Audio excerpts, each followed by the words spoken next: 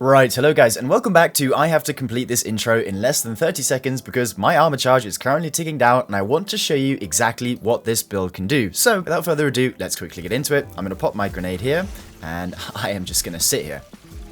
Yep, I'm just going to sit here. I'm not going to do anything. Absolutely nothing. I'm just sitting there. Oh, got another grenade. Yep, going to keep going. Yep, look at this. Not even shooting. I'm just moving around. I'm not even shooting. I'm just moving around. There we go.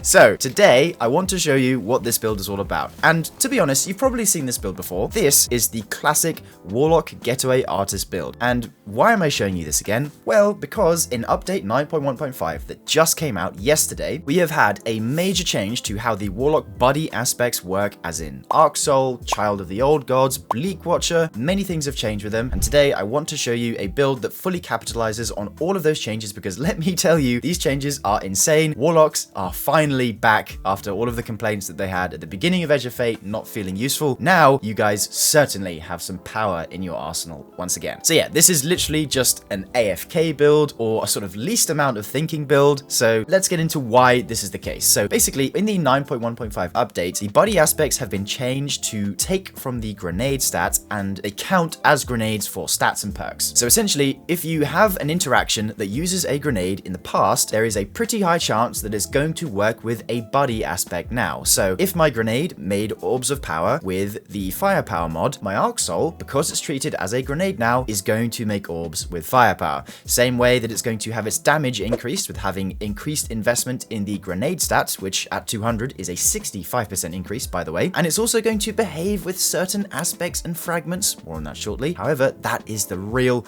meat and potatoes of these new changes, is just the fact they all behave as grenades and it allows so many cool interactions. So, why Getaway Artist? Well, you guys probably know this already, but Getaway Artist has the main perk, Dynamic Duo. This states that you can convert your Arc Grenade into an Arc Soul and become amplified. The Arc Soul functions as an autonomous turret. So, essentially what this means is that consuming my grenade will give me an Arc Soul. And this Arc Soul is the enhanced Arc Soul, where it fires 5 bullets as opposed to 3, which the normal version does on Arc.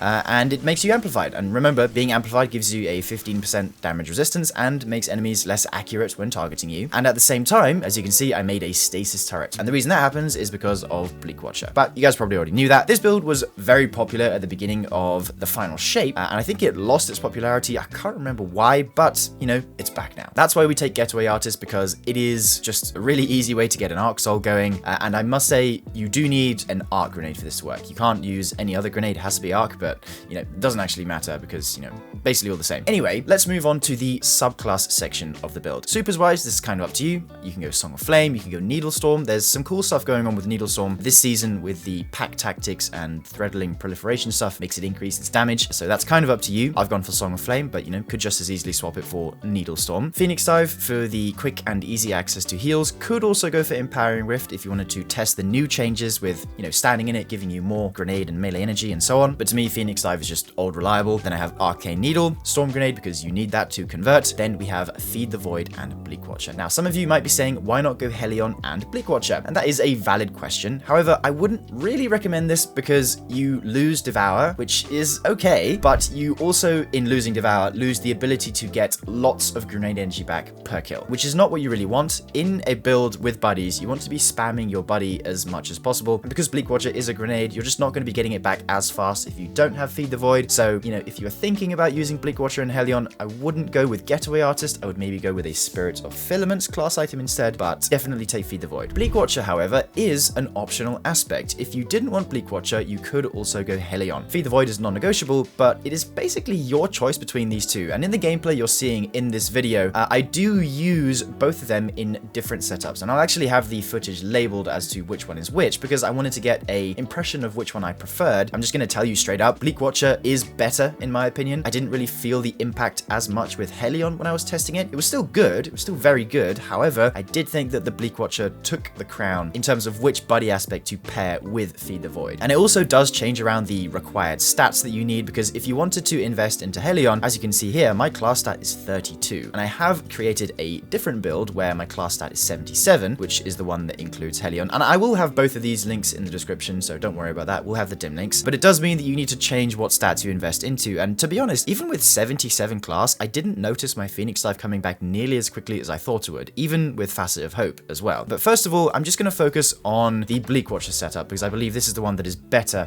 at least in my opinion. So Bleak Watcher, you guys know what this does. You hold your grenade and it makes a Bleak Watcher turret, and because we have Getaway Artist, it's just going to create it at the location of where we consume our grenade. It's pretty useful. It's going to cause slow, and it's also going to have its damage increased because we have increased grenade stat investment now. It's going to increase its damage, albeit it's not a lot. It's mainly just for crowd control. However, you know, it is there. It is nice to have. The main place that we are going to see the buffs made to our buddy aspects are going to be in the Arc Soul rather than the turrets. The turrets are just there to crowd control, essentially. So after that, we are going to move on to the fragments. The first one I have is Facet of Courage. This one is going to make it so your Arc, Solar, and Void abilities deal increased damage to targets afflicted with darkness debuffs. Now, the reason we're taking this is because, for one, it gives plus 10 grenade stat because, you know, that's what we want now. This is what we want to invest in the buddy build. But with our stasis turret applying slow to almost everything, that's going to mean that our Arc Soul is going to be dealing, you know, 10% more damage to them, which is pretty nice. So this is just something that you'll never really notice. It's just working in the background. Then after that, we have Facet of Protection, just a classic, you know, mandatory fragment, gives you a 15% damage resist when surrounded by 3 or more enemies, and I think that goes up to 32% when you're surrounded and transcendent, so it's, you know, it's a decent amount of extra damage resist, gives plus 10 melee as well. Then I have Facet of Ruin to increase the size and damage of the burst when you shatter a stasis crystal, which is going to be happening a fair amount with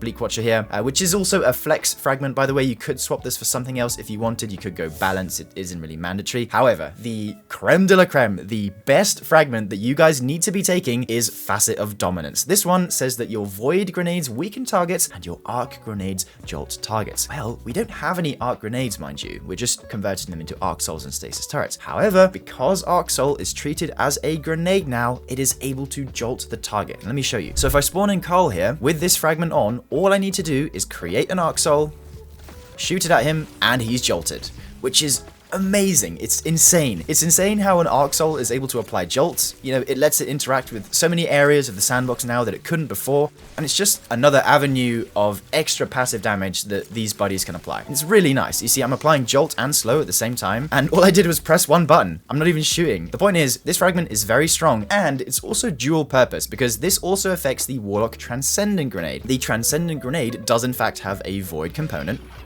so if I chuck that at Carl, he's weakened. So it's just a dual purpose thing, which is quite nice to have. You wouldn't normally run this fragment on your Getaway Artist builds in the past, but you absolutely must run it now because of the interaction it has with Arc Soul, and obviously it's nice to have the weaken on the Freezing Singularity. So that is it for the fragments. Mandatory is Facet of Dominance, the rest is basically up to you. Weapons wise, this is where we get a little bit interesting, because I figure you're doing so much damage from your buddies, you might as well use another buddy, because why not? Your weapons don't really matter. Let's go with No Time to Explain. This thing isn't amazing for PvE, I'll give you that. You can swap it out for something else, but I'm just taking it for the pure fun factor because it has the main perk Rewind Again, where precision shots and shots against combatants slowed or frozen by stasis will return to the magazine. Then we have Time Slip. At 10 stacks of Rewind Again, a small portal will open, shooting bullets from an alternate timeline version of this weapon. And the catalyst is also fairly important because it says that projectiles from the time portal shoot more frequently, which is just going to increase the DPS of your time portal. This is very easy to show. All you need to do is land 4 bursts, and then it's going to have this little buddy here in the bottom, which is going to shoot at targets. Again, without me, hands are off the keyboard here, it's doing the work for me. So if I have Time Chasm and everything else going, it's a pretty good amount of passive damage. In fact, I'll show you what that looks like. I'll pop my Arc Soul, we'll have the Stasis turret out, and then we'll get to 10 stacks of Time Chasm. Hands off the keyboard, let's just see what it does. 900 DPS. Oh, it's hitting the buttons behind it. Okay, take 2 because my Arc Soul was trolling me. Let's just get this on the field. Let's get my Time Chasm. Then again, hands off the keyboard.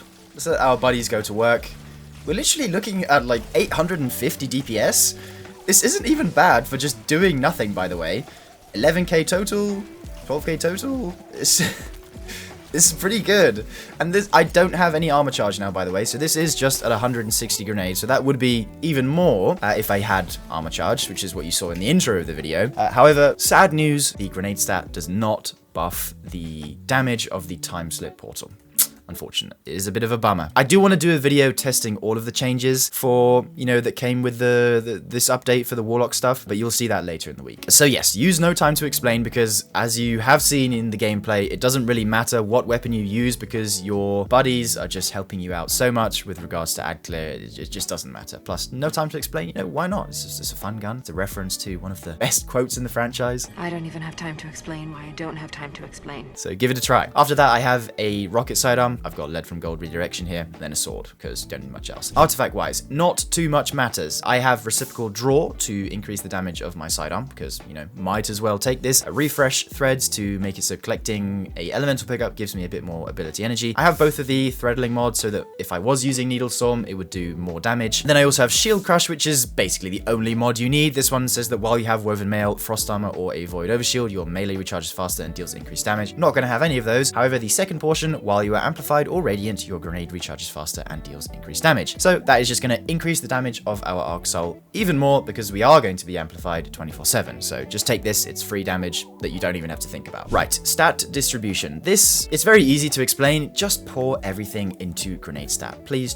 that's all you need to worry about. Even if you don't have good tier 5 armor like I do, just try to get 160 grenade stat, because what that's going to let you do with your Getaway Artist is put 2 fonts on. In fact, this is a melee font, so this should be 2 grenade fonts here, and then you can do a firepower so that kills with your aspects also make orbs, but 2 of these is equal to 40 grenade stat. So if you have 160 base, this will put you all the way up to 200, which is all you need really. After that, if you do have good gear, I've gone for 100 super, and the rest doesn't matter at all. Try to get your melee up a little bit so you have some decent uptime on your arcane needles, and unravel and stuff like that, but health doesn't matter because you have Devour. Class doesn't matter because you're not using it, you also have Devour, and then weapons, could go for weapons I suppose, but these 3 are the only stats that actually matter. It is melee, grenade, and super. In terms of the armor archetypes which I have, which helped me get to that point, I have a gunner with a tertiary stat in melee. My Getaway Artist is Grenadier. I would recommend going for a Grenadier Getaway Artist regardless of what you do. Another Grenadier with a tertiary stat in melee, another Brawler with a tertiary stat in super, then I have another Grenadier with a tertiary stat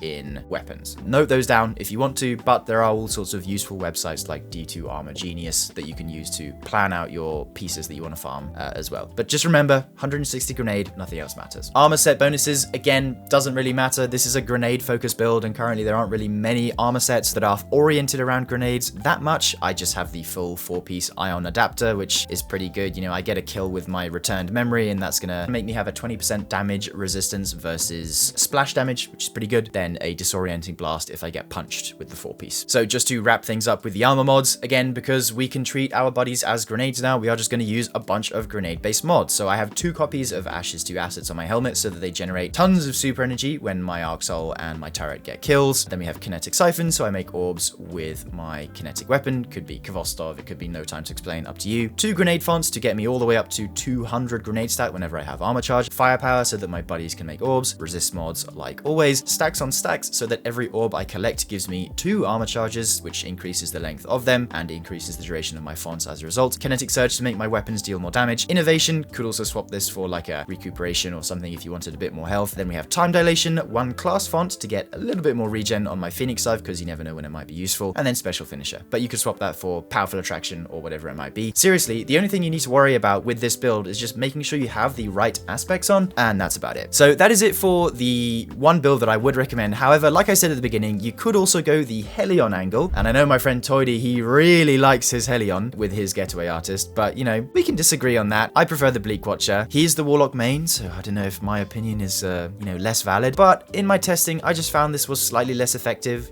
I tried to play the builds as optimally as possible, and you're seeing it in the gameplay right now. It's not really a visible difference, but it just kind of felt better with Bleak Watcher. But I thought I would highlight a few key differences if you wanted to go the Helion angle, if you were a Helion lover just like Toidy. So a couple things changed with regards to your fragments. Of course, you want Facet of Hope to increase the recharge rate of your class ability, because that is what's tied to your Helion. Phoenix Dive because it has the lowest cooldown. Then again, you must take Protection, Dominance, and Courage. To be fair, Courage is a flex here because you're not having as much darkness damage. I just like this to even out the grenade stats, because remember, Dominance also takes away 10 grenades, so you just have to be a bit more conscious of that. So definitely Facet of Hope to improve the regen rate of your Helion, aka Phoenix Dive. Then you also want to invest into as high class as possible. So I have 77 here, and I have a class font, which will put me up to 97 when I have armor charge, which is, almost max, which which is good enough. But even still, it felt like it comes back really slowly. I don't know if you guys can leave that as to why in the comments, but it just felt like it was coming back slower than it should have, even with Facet of Hope, which is kind of strange. Anyway, same again, 160 grenade, and there isn't much else that I changed up. The mods are mostly the same. It's just based on, you know, what you prefer. And for me, it's Bleak Watcher. But anyway, guys, that is going to do it for today's video. I will have the dim links to the builds in the description for both flavors. You know, you can try both if you'd like. But this update has honestly been really good for Warlocks and just making their builds super fun again. I've got plenty more Warlock builds coming in the future, as well as some for Stasis Titan with